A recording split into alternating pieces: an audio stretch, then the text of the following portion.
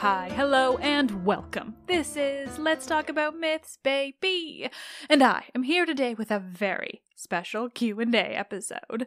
Also, my name is Liv. Usually I say that earlier. I heard from you guys when I last did these Q&A episodes back at the beginning of the year that you really enjoyed hearing from me in this way, and I really enjoyed doing it. So I wanted to do it again. Normally I wouldn't so soon, but this time I wanted to focus on Atlantis. What questions, comments, concerns that you might have after listening to my Atlantis series.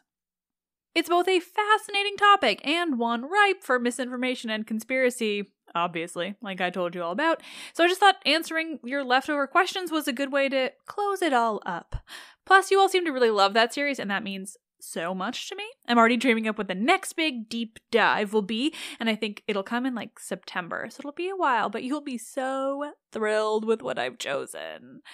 But that's so far in the future, I'm just psyched. Today, your questions. I also opened up the questions to going beyond Atlantis, so it's a bit of everything here. Also, frankly, I've just been really struggling to figure out what today's episode was going to be, and Fridays in general for a little bit, just while I work through this Trichinii series of episodes on the play, because I have so many things that I want to accompany it, but they're full of spoilers.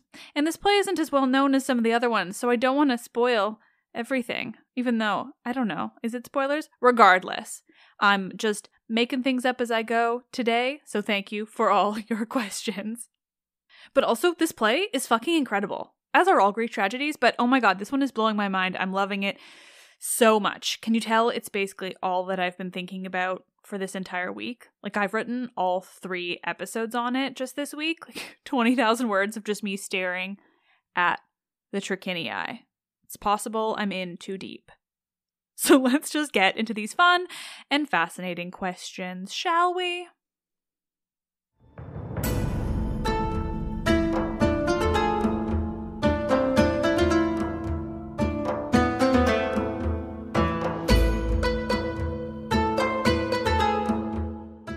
Why isn't it a myth? And what makes Atlantis what it is? A very Atlantean Q&A.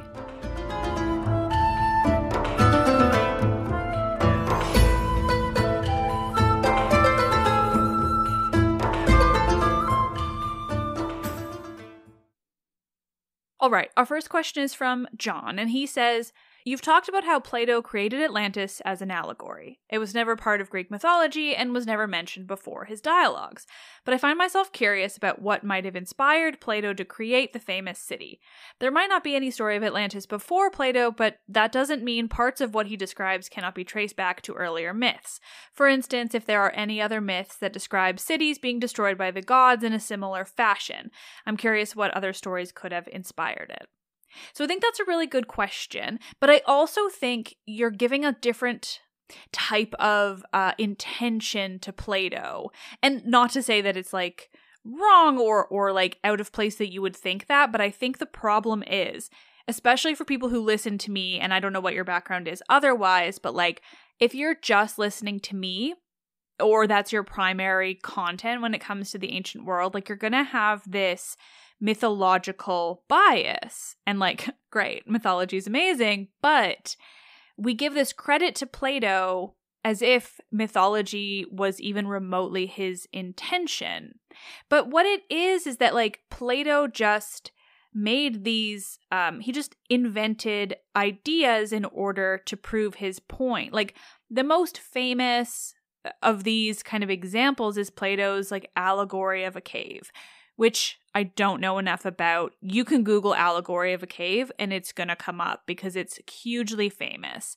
But essentially, I think it's a good example of like the similar way he would just play around with ideas. Like, I don't think that he had to have any past idea or past myth to come up with this. So for instance, I can't think of another myth of a city being destroyed by the gods.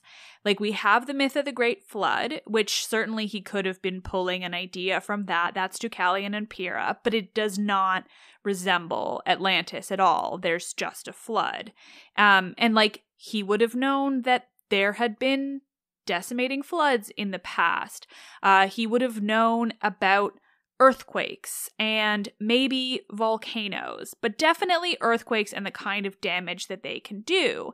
So my take on it is just that, like, he knew these things existed, these natural disasters, and so he just kind of was like, well, what if there was like this city and this happened to it, you know? Because we don't have to give him the credit of like coming up with a story, because the story he came up with was exclusively to prove his points, right? And that's why we don't have stories of like anyone like hanging out in Atlantis and like having a good time.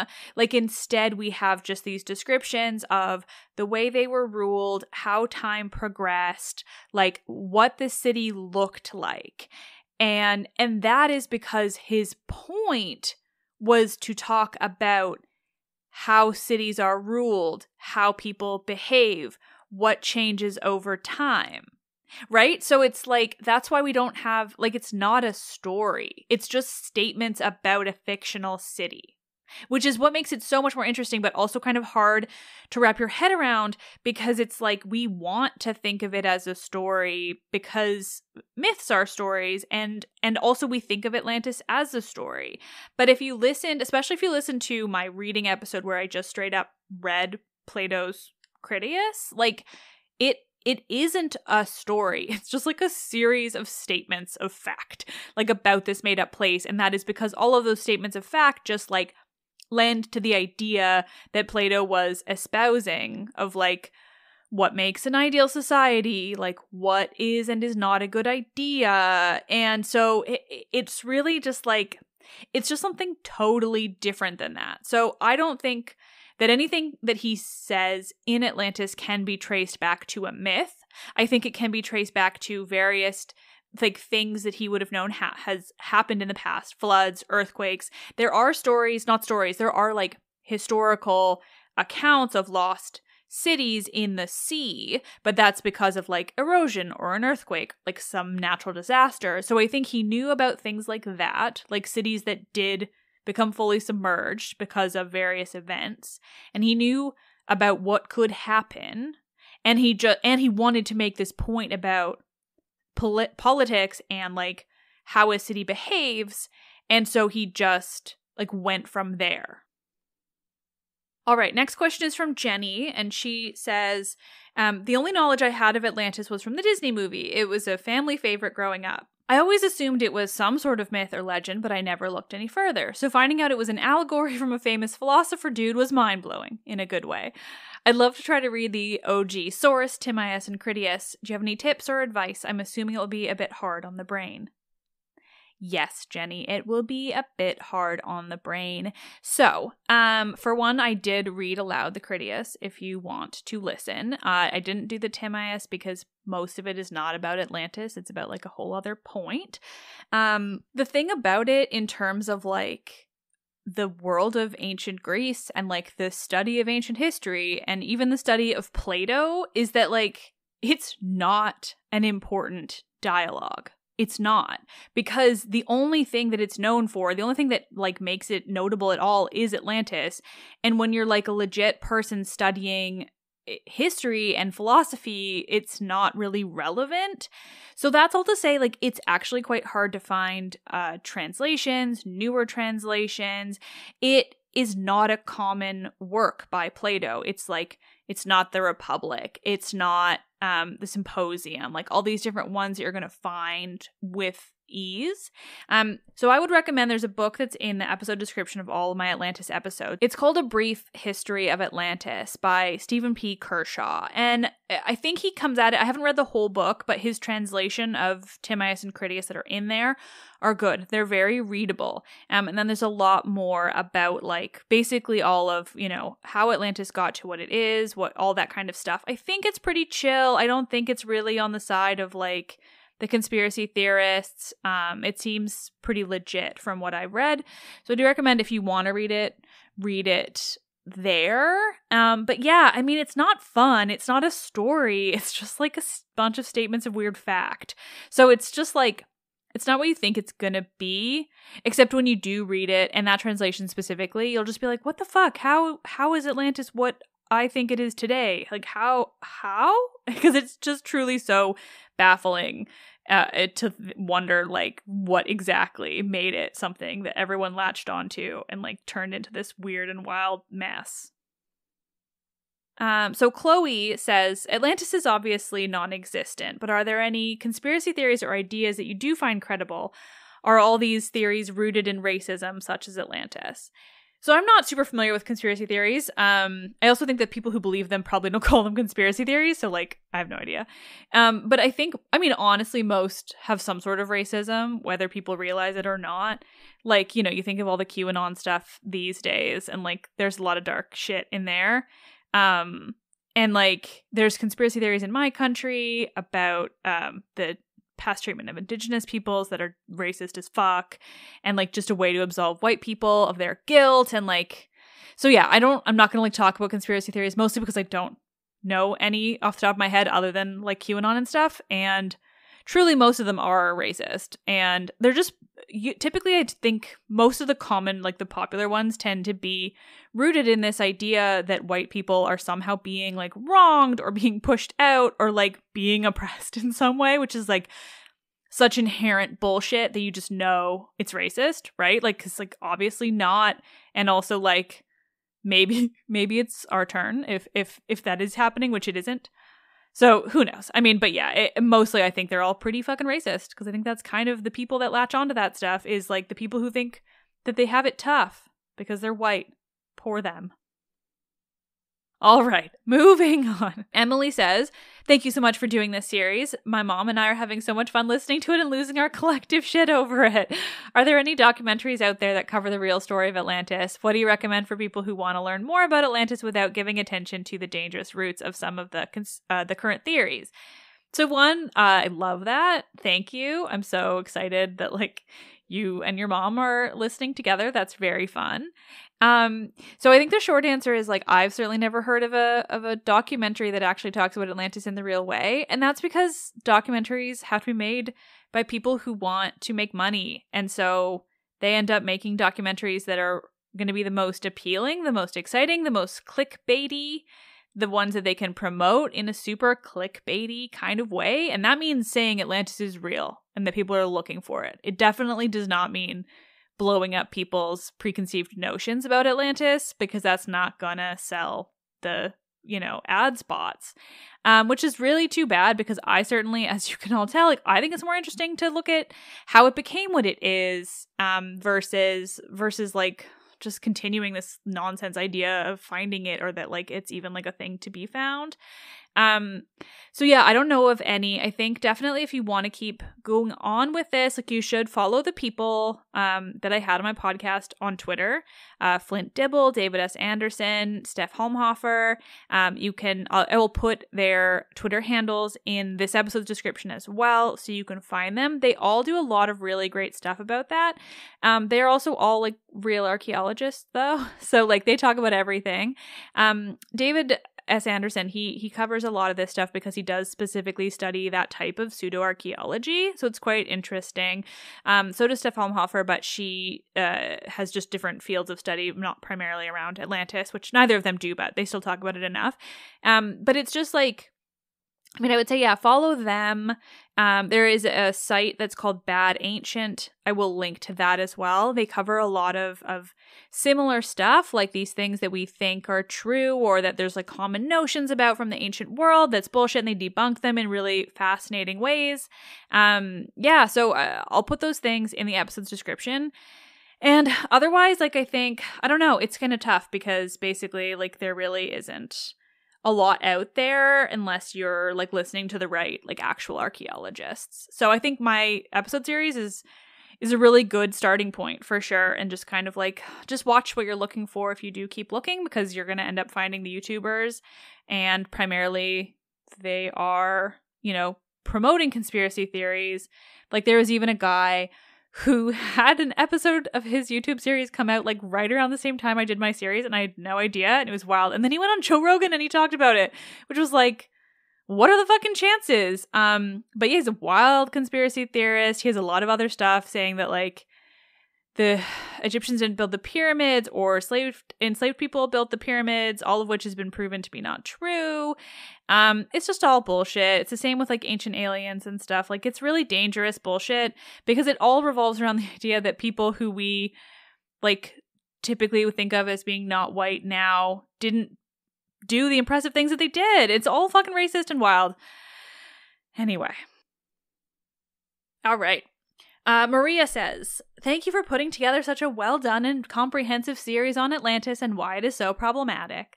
Thank you. Thank you for also giving your fans a way to reach out to you about your amazing work. Strangely, I'd actually known about the fact that Plato is the only source for the story. I hadn't realized how tongue-in-cheek he was being in creating it. I was able to learn so much about how troubling our modern understanding of Atlantis is. When I discovered that Atlantis was not, in fact, a true myth, I instead like to think of it as being a reimagined myth or story from our modern world. I had learned that racists like to use elements that went along with the story for their own arguments, but I hadn't realized how tied to white nationalism and colonialism it is, and how deep-rooted toxic thinking is what really comprises our idea of Atlantis. Thank you for putting those hard definitions for those of us who are more casual with our learning and research. That said, I would love to hear you do a deeper dive into Thera, Akrotiri, what life might have been there before the eruption, and the archaeological work that has and is happening there. I learned so much about Akrotiri and Thera years ago when I got interested in learning more about Atlantis. This is when I learned about the Plato and some of the other nonsense about Atlantis. I don't know if you could do a regular episode on the subject, but it would be a lot of fun if you were to find someone to do a conversation episode about it. Thank you so much, Maria. For one, I really appreciate this feedback on Atlantis generally. That's why I made a point of saying that these things today didn't need to be just questions. I also just wanted to hear what you took in, because this was a really big diversion for me on the show. It was not a myth. It was so specifically something completely different, and I was worried. And all of you loved it, and that was really huge for me. So it just kind of makes me realize how I can, evolve and change things. There is a finite number of Greek myths, so we're just kind of looking at what else we can do. There's still a lot of myths to come. Don't worry, I'm not changing things up, but it's good to know that I can do these little kind of offshoot series. That said, I would love to cover more Akrotiri. Obviously, I think Akrotiri is one of the most exciting and cool ancient things in this world. So it's definitely on my list. Because all of my knowledge and sourcing is in Greek mythology, it is harder for me to get into things like that. But I have every intention of trying. I am, hopefully, knock on wood, going to Santorini in the fall. And then hopefully that'll kind of inspire me and I can learn some things and share more with you, because truly Akrotiri is so cool. I learned about it in university and it blew my whole mind wide open, and I've thought about it so much ever since. So I would love to share more with you guys whenever I am able.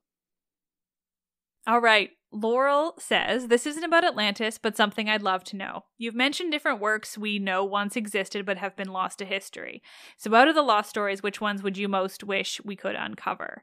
Your podcast always makes my mythology and history nerd heart smile. Thank you. Oh my God, there are so many. There are so many lost works, plays. I think my biggest thing would be plays. For one, I want the Thebaid, the original, which is the epic Theban cycle, rather, because it's about Thebes, but I think it's mostly about Oedipus, and I really want the Cadmus of it all, so who knows. But the plays, one, there is a Euripides play that we know is called Cadmus. Oh my God, I want it so bad. There are so many plays. If you ever just want to feel your heart ache in your chest, go on Wikipedia and pick a playwright of choice. Mine is obviously Euripides. And look at extant plays versus, I'm not sure what they're going to call the other ones, versus whatever other list they have there. Okay, I'm going to give you guys an example. So Euripides. Obviously, I went with Euripides. So here we go. Euripides now is the playwright whose plays we have the most of, by a lot. And that is because randomly some collector, I don't know if he was Byzantine or something, but some collector that was still a fuck ton long time ago, but later than Euripides, he collected his work, and one volume of his collection, alphabetically, was preserved. And if it weren't for that, then we would only have like a handful of others like we have with Sophocles and Aeschylus. We only have a handful of each of theirs because they didn't get lucky like Euripides did. Now, okay, here is the list of extant plays on Wikipedia. That is surviving plays, the ones we have fully today. This is Euripides. Alcestis, Medea, Heraclidae, Hippolytus, Andromache, Hecuba, the Suppliants, Electra, Heracles, the Trojan women, Iphigenia in Taurus, Ion, Helen, Phoenician women, Orestes, Bacchae, Iphigenia in Aulis, Rhesus, and Cyclops. Those ones, I think the ones at the end are like 50-50 on whether they were him or something like that. Anyway, so that's a ton, right? Like we have so many plays by Euripides. Here are the lost and fragmentary plays. These are the ones we knew that he probably wrote. We know the general time period. We do not have them. Peliades, Telephus, Alcmaeon in Psophis, Cretan women, Cretans, Philoctetes, Dictys, Theristae, Sthenobia, Bellerophon, Cresphontes, Erechtheus, Phaethon, wise Melanippe, Alexandros, Palamedes, Sisyphus, captive Melanippe, Andromeda, Antiope, Archelaus, Hypsipyle, Alcmaeon in Corinth. Take in that list. I'm not done. Those are just the ones we have dates for them. The rest of this list: Aegeus, Aeolus, Alcmene, Alope or Cercyon, Antigone, Auge, Autolycus, Busiris, Cadmus, Chrysippus, Danae, Epeus, Eurystheus, Hippolytus Veiled, Ino, Ixion, Lamia, Lycimnius, Meleager, Mysians, Oedipus, Aeneas, Oenomaus, Perithous, Peleus, Phoenix, Phrixus, Pleisthenes, Polyidus, Protesilaus, Rhadamanthus, Sciron, Scyrians, Sileus, Temenidae, Temenos, Tenes, Theseus, Thyestes. That is just Euripides. He is one of 3 tragedians whose work does survive, but Athenian tradition of tragedy and these annual festivals performing these plays, that went on for generations. And there are so many whose work we just don't have them at all. So anyway, that was a really long way of saying, God, I couldn't pick, but if I had to pick, it's Euripides' Cadmus.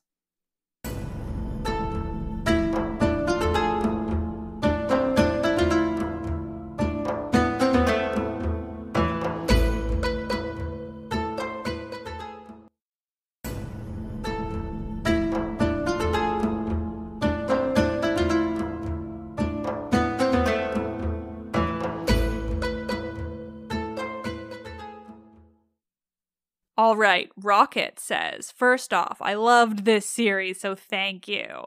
Question, do we ever see other fictitious, made sure not to call it mythological, cities like Atlantis becoming part of the mainstream from the classical period?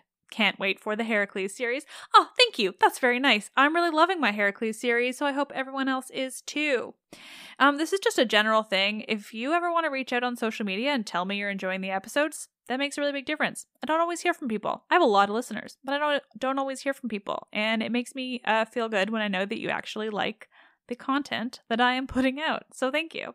Okay, I don't really think so. No, because the thing about fictitious is that, well, you know what?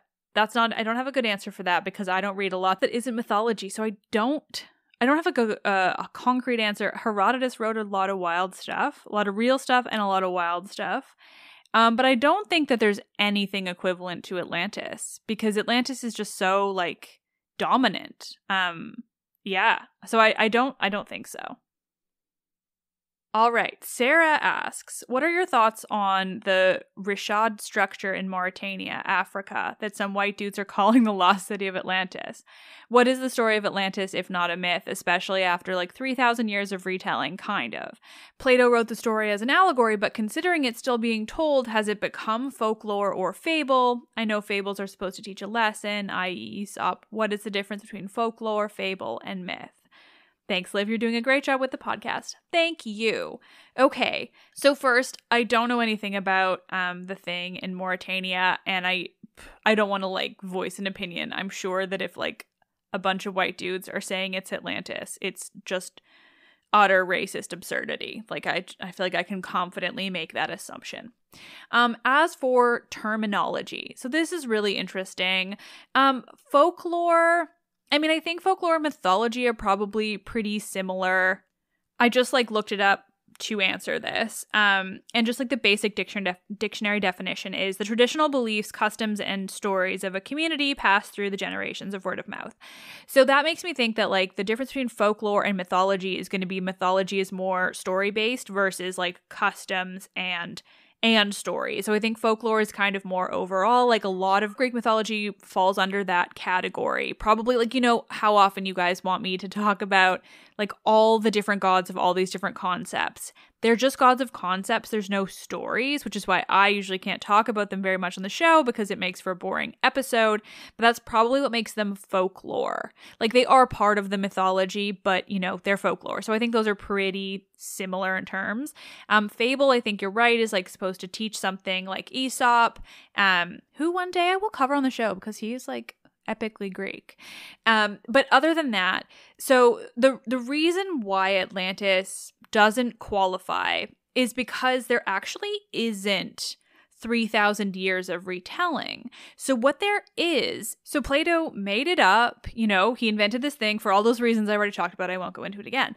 But he did that. And then like a handful of people afterwards referenced it, but they only referenced it when they were talking about what points Plato was making or like his philosophy in general. They did not reference it as if it was a real place. And then like 2,000 years passed where nobody was talking about it as a place or like a concept at all. And then people took a hold of it and turned it into this like mess of colonialism, like all the stuff I talked about. So the big difference, the big thing that makes it not like this piece of folklore or mythology is that there was this gap of time of like truly 2,000 years because Plato is like 5th century. And then it was like 1500s when these people came up with this idea. And so there's like this 2,000-year-old gap where like nobody gave a fuck. So it just became like a new thing. Like you might be able to call it like modern folklore, but it's not ancient in any kind of way. So it doesn't have that connection between the two time periods. That's what makes it so weird. All right, Marissa says, so my knowledge of Atlantis only went as far as the Disney movie and knowing that it didn't actually exist. The most important info I got from the series was the deep-rooted issues in its modernization. When you did your deep dive, what did you find to be the most important and shocking? And then she adds a wonderful message from a personal cheerleader. So thank you. There's just some really nice stuff in here. And it honestly, like this stuff really means the whole world to me, especially when people look at this, start listening in 2018. That's really cool. That's really fucking cool. So thank you from the bottom of my heart, truly. But as to your question, I mean, I think what I found the most shocking was just like, I suppose it's all my conversations, like just generally the whole of it. Like just the fact that we all just thought it was a myth. I mean, I certainly thought it was a myth. Or like, I mean, I did primarily know of it from Disney too, but just, I mean, I guess the way in which horrible colonialist racists can take a thing and just like form it to their own opinions. You know what? No, this is what surprised me most. That Plato made them the bad guy. They were explicitly not a utopia. Athens was the utopia. So I think what shocks me most is, one, Atlantis being framed as a utopia at all, which it primarily is. And two, the fact that nobody fucking mentions an ancient Athens alongside Atlantis ever, ever, ever, ever. That's what's so wild.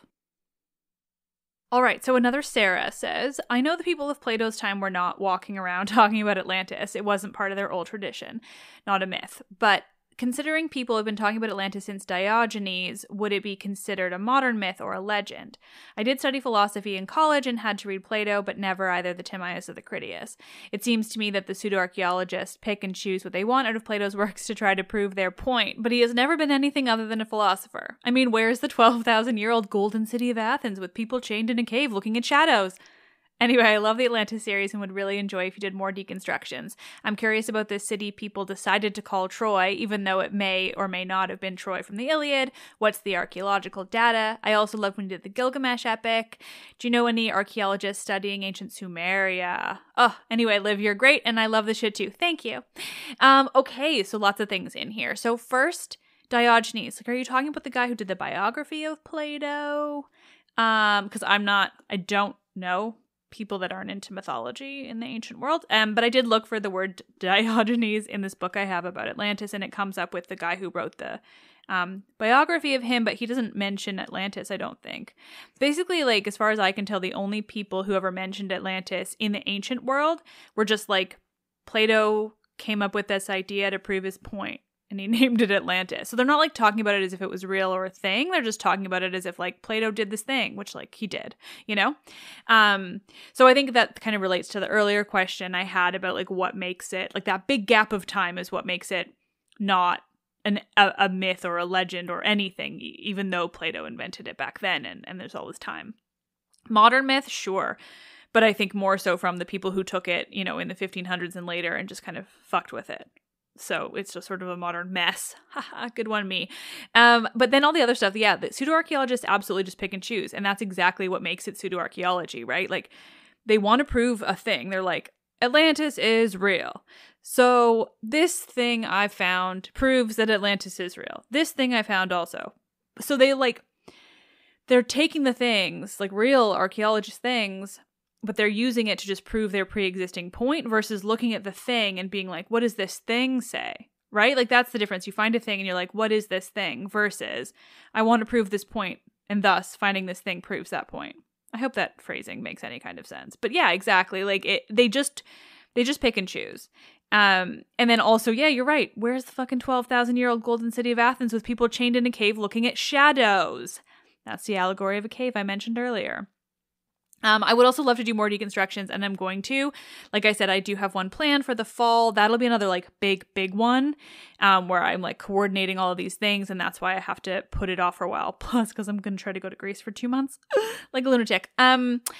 But on top of that, I would love to talk more about Troy, so I should find more. And I also should find people who are studying ancient Sumeria. I don't know anyone offhand, but oh, that would be cool. I am just generally like looking to get more guests and topics beyond Greece, like just ancient Mediterranean rather, like generally. So I'm always looking at more of that.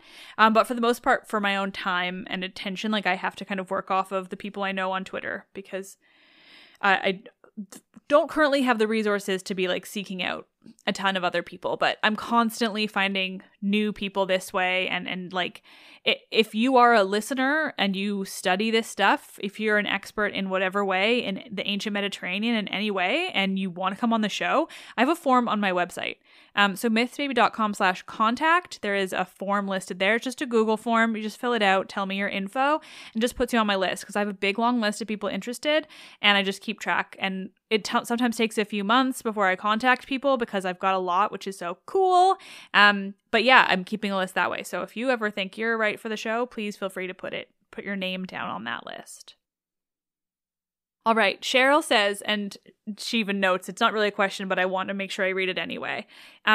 My quote at the end, she says, your quote at the end of the bonus episode with Lisa about the Disney movie really struck home as I've been following the recent stories about the Benin bronzes and other appropriated objects in Western museums.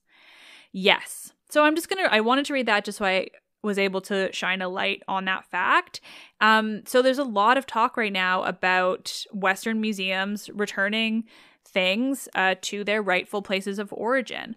Obviously, it doesn't apply to everything. Museums still exist to show the world. But when things were looted in wars and colonialist actions, those things should be returned. Like the Benin bronzes, Nigeria wants them back. They should get them back.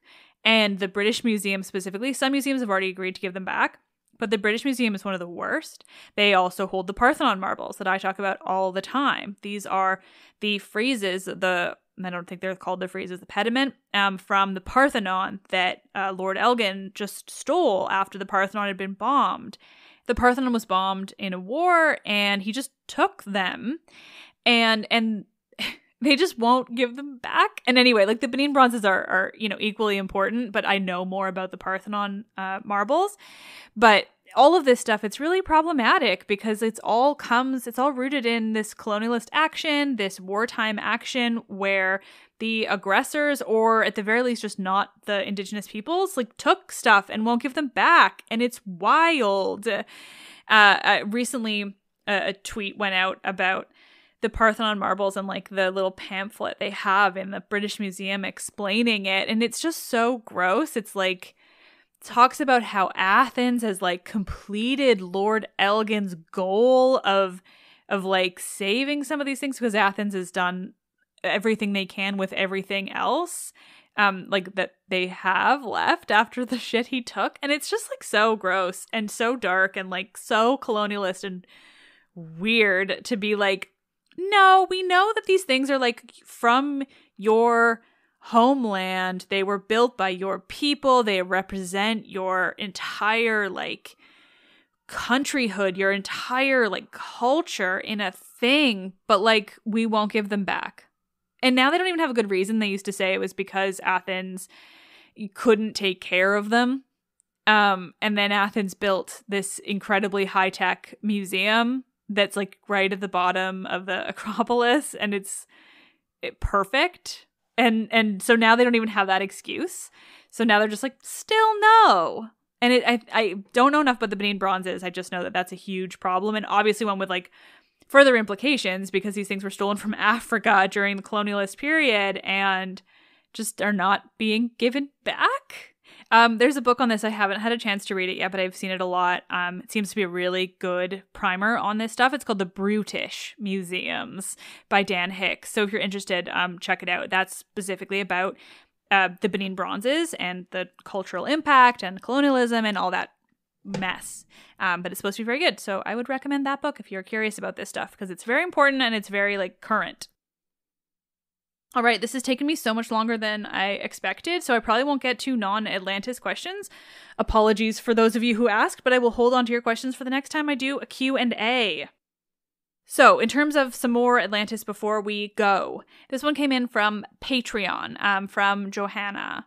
So they say, I'm a bit behind in episodes, so I don't know if this has been discussed. When I was on Crete and visited Knossos, this was back in 94, so I don't remember that much, the guide told us that Knossos could be the basis for the myth of Atlantis. I know that many places claim this, but I thought it was interesting. Yeah, so I think I did actually bring this up on my episode with Flint Dibble, so I'm going to forget exactly what he said. Listen to that if you're curious. But I think that Crete is like sometimes used as a potential, a possibility, but I don't really think it's anything there. Yeah, I mean, that's the thing. A lot of places do claim it, and kind of depends if this was a tour guide, I'm kind of surprised. It might be like a 94 thing. But like, so for instance, though, you can hear some pretty wild stuff for people who just work at the site, but like aren't tour guides. So this one woman who was working at the site when I was there last year told me that like the throne room was so small, not because it like might not have been an actual throne room, but because the Cretan people were smaller back then, and the story of the Minotaur represents like Athenians coming over and getting together with the Cretan population and like creating a larger people. It didn't make any sense. But I let it happen because she's Greek and I'm not, and we nod along and we go, okay, sure, yeah, uh-huh. All right, last question is from Justine. Everything you covered in the mini-series was super interesting and I loved every second of it. Do you know why the modern day folks referred to Atlantis as the perfect utopian society instead of Athens? I found that it was made pretty clear in Plato's Timaeus and Critias that Atlantis was the villain, so I was confused as to why the whole concept was kind of turned around. Great question. And the thing that I said, blew my mind the most. I don't really have a great answer for why. Like, I think it was just more, it fit with their story better to make it a utopia, right? Because Athens already existed. It wasn't a thing that they could just like go find.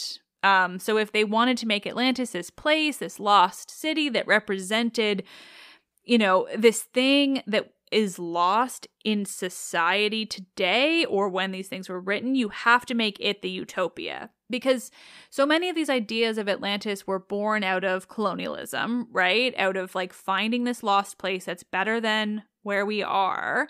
And out of specifically finding a lost place that's whiter and like, all these different things. And so in order to have that idea be relevant to your cause, you have to also make it not the bad guy, because it just sort of fucks with the whole plan. Like, I don't think that there's a logical reason. I think that it's just truly all based in this, all the same nonsense of turning Atlantis into this like colonial ideal, this racist notion. You have to just turn everything on its head and come up with this whole other mess of ideas. You have to kind of ignore most of what Plato said, because most of what Plato said completely negates all of this idea. So there's just no logic behind it. There's no rationale. It's all just this like messy mess of mess. It's not very poetic, but it makes the point.